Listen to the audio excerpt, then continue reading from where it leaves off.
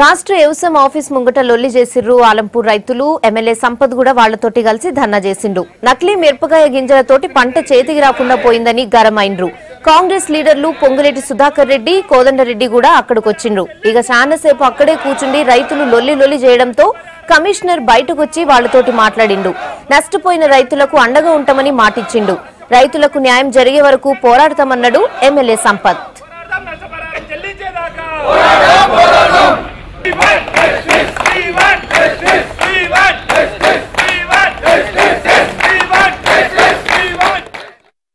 దాదాపు 40,000 ఎకరాల్లో వేసినటువంటి మిరప విత్తనాలు కంపెనీలు నకిలీ విత్తనాలు సప్లై చేసి రైతులను దోచుకోవాలని చేసినటువంటి కుట్రపూరిత ప్రయత్నంలో వేలాది మంది రైతులు దాదాపు 5 నెలలు పండించిన పంట చేతికి రాక కొన్ని కంపెనీలు మాత్రం మరీ ముఖ్యంగా మోన్సాంటో కంపెనీ ఎర్నియం అనేటువంటి విత్తనాన్ని సప్లై చేసి ఈ వేలాది మంది రైతుల కడుపు కొట్టి నకిలీ విత్తనాల ద్వారా కోట్ల రూపాయలు సంపాదించుకొని దాదాపు ఒక్కొక్క ఎకరాకు 70,000 నుంచి 1,00,000 రూపాయల వరకు ఖర్చు పెట్టుకున్నటువంటి నా రైతులు నష్టపోయినారు. న్యాయం చేయమని కోరితే కమిషనర్ గారికి కూడా విజ్ఞప్తి చేసినాం.